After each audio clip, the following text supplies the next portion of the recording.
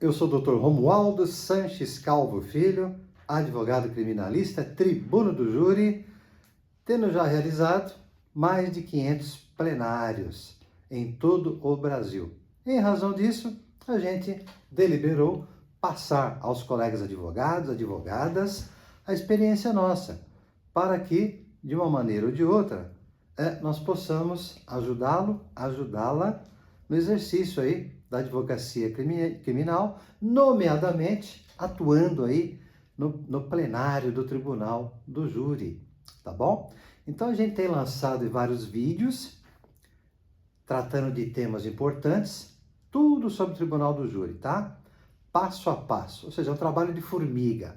Cada vez a gente grava um vídeo. E hoje a gente vai tratar do sumário de culpa, do judicium accusationis, tá bom? Juízo de formação da culpa, que nada mais é que a primeira fase do tribunal do júri.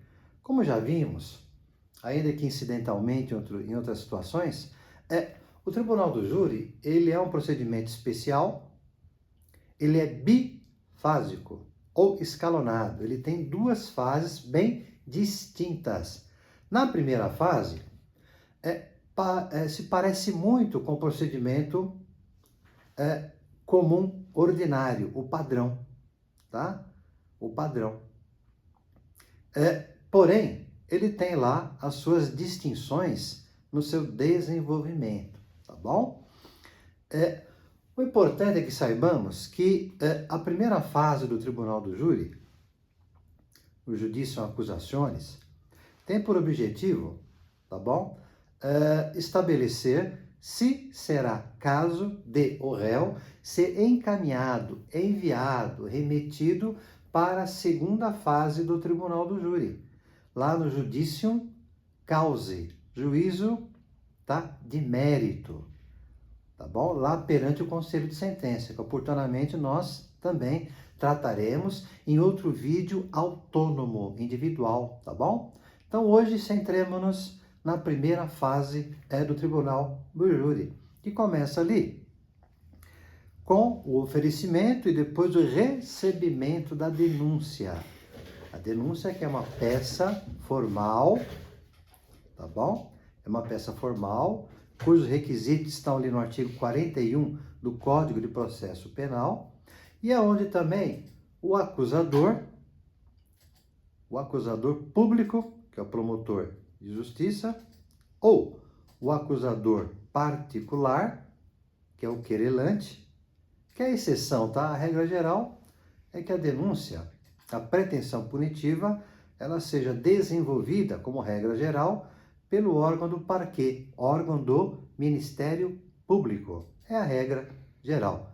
Salvo se houver ali uma desídia, um relapso, né, por parte do membro do Ministério Público em não oferecer a denúncia, aí haverá uma ação penal, uma ação penal privada subsidiária da pública. Ou seja, a vítima ou as pessoas habilitadas podem dar início a essa ação penal. Mas é a exceção, tá, gente? A regra é o promotor que oferece essa peça que se denomina denúncia, onde ele vai narrar o quê? Vai narrar um dos crimes dolosos contra a vida, tentado ou consumado. E nós já vimos quais são, não é mesmo? Induzimento, instigação, auxílio, suicídio, mutilação, né? Artigo 122. Infanticídio, artigo 123. Aborto, nas suas várias modalidades, autoaborto, aborto provocado pela própria gestante ou com seu consentimento, e o aborto provocado sem o consentimento dela. Assim como, e principalmente, o homicídio, tá bom? Que é o crime doloso contra a vida que mais povoa, digamos assim, que mais ocorre no tribunal do júri, tá? Então são esses 4 crimes de competência originária do júri. Fora aqueles crimes de competência ampliada do júri que nós já vimos. Ou seja, aquele crime que, se ocorrer isoladamente, não irá para o tribunal do júri. Mas, Ao contrário, se acontecer em conexão, em simultaneidade com algum crime doloso contra a vida, ele também irá ser julgado pelo tribunal do júri. Tá bom? Então, digamos que A mata B e oculta o cadáver de B. Então, nós temos aí dois crimes. Um doloso contra a vida, que é o homicídio, mais o crime conexo, de ocultação de cadáver, que não é doloso contra a vida, mas por ter ocorrido em conexão, também será julgado pelo tribunal do júri. Então, o promotor nessa peça, ele vai narrar, descrever, tá bom? Em detalhes, qual é a acusação que pesa sobre o réu. Qual o crime doloso contra a vida que ele praticou, teria praticado, mais os conexos. Ele oferece, vai para o juiz preenchido os requisitos do artigo 41 do Código de Processo Penal, havendo justa causa, plausibilidade da acusação, ele recebe a denúncia e determina a citação. Determina a citação e intimação do réu para que ofereça uma peça que se denomina resposta à acusação. Resposta à acusação. Tá certo? Então, com base nisso, tem-se início na primeira fase do tribunal do júri. Tem-se início, tá, ao procedimento, a primeira fase do procedimento bifásico do Tribunal Popular, do Tribunal do Júri.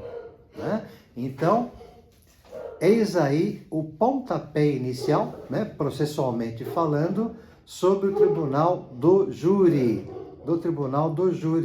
Né? Na sequência, vai ter todo o desenvolvimento da instrução probatória, que nós também oportunamente trataremos disso, mas a primeira fase do júri, como já dito, tem início com o recebimento da denúncia, né, ou da queixa-crime, se for promovida pelo querelante, vítima ou seus herdeiros, não é mesmo? E ela vai terminar, ela será concluída, essa primeira fase do júri, com uma decisão que se denomina sentença de pronúncia. Sentença de pronúncia, que tem previsão ali no artigo 413 do Código de Processo Penal. 413.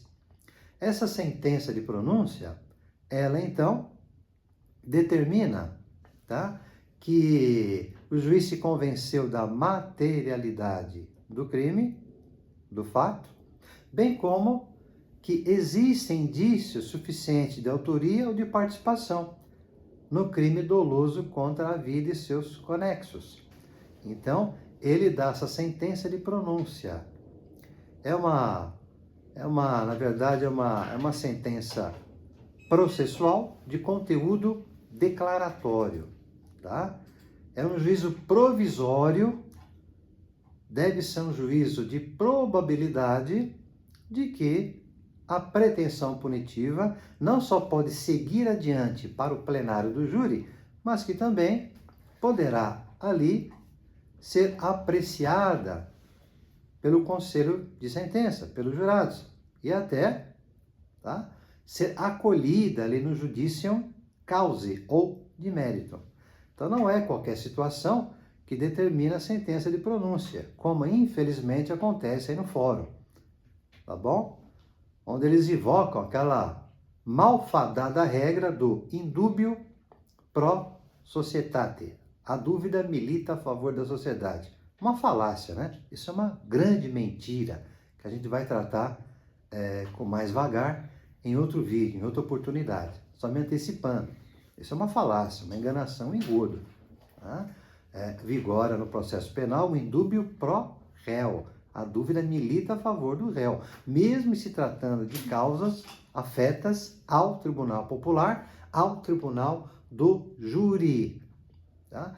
Então, essa sentença de pronúncia, ela não é uma mera sentença de pronúncia, é uma sentença de pronúncia, sentença processual de conteúdo declaratório, que vai se limitar a indicar ali o quê?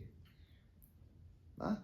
Que existe ali, o juiz se convenceu da materialidade do crime, No caso de homicídio, existe lá o cadáver, tá bom?